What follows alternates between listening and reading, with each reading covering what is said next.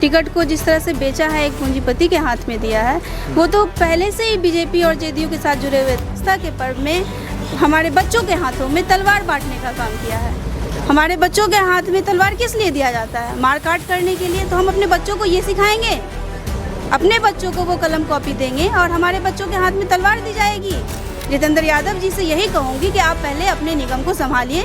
आप जनता को अगर मदद ही करना चाहते हैं, जनता का मसीहा बनना चाहते हैं, गरीब जनताओं की मदद करना चाहते हैं, तो पहले आपको निगम को संभालने की ज़रूरत है। और मेरी लड़ाई विजय खेमका जी के साथ है। मेरी लड़ाई विजय खेमका के कार्यकाल को देखकर मैं उनके खिलाफ खड़ी हुई हूँ।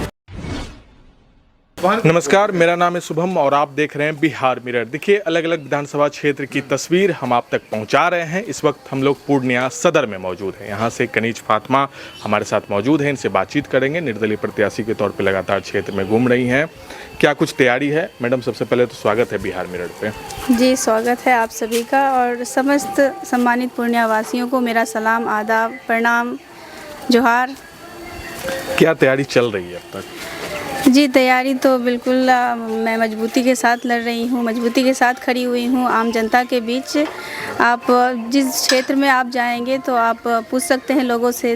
कनीज फातिमा पिछला डिप्टी मेयर का चुनाव भी मैं लड़ चुकी हूँ, जिसमें मुझे लोगों ने बहुत सराहा था। 20,000 का वोट मुझे आया था, निगम में 20,000 वोट मुझे आया था, ठीक है। और भी मुस्लिम कैंडिडेट 4 कैंडिडेट थे जिन्होंने 15,000 के करीब वोट भी लिया था। तो मेरा अपना वोट, मैंने अपने दम पर 20,000 वोट लाया था निगम में।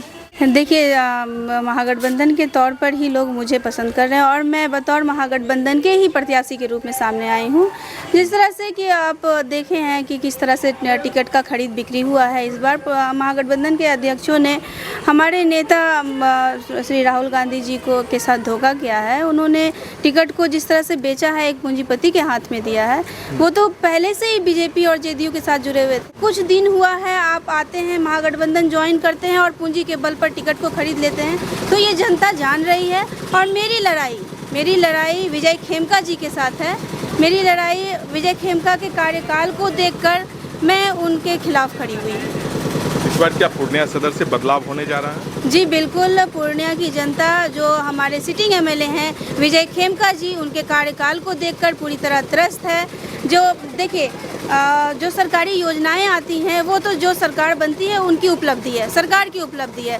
और देखना ये है कि जो हमारे एमएलए हैं, सिटिंग एमएलए, वो किस तरह से इन सरकारी योजनाओं को जनता तक पहुंचाते हैं, गरीब जनताओं तक पहुंचाते हैं, जिनका हक है सरकारी योजनाओं पर उसको पहुंचाते हैं। तो जनता इस बार देख रही है कि उनके कार्यकाल जो उनका रहा है वो गरीब जनताओं को कोई भी सरकारी योजनाएं नहीं पहुंची हैं। आम जनता, आप देखिएगा कि जहां तक किसी नौकरी का भी बात है या कोई भी ऐसा कार्य है, वहां पर भी पैरवी चलता है। गरीब जनता को कोई सुनने वाला नहीं है। तो मैं गरीब जनता की आवाज़ बनकर सामने आई हूँ।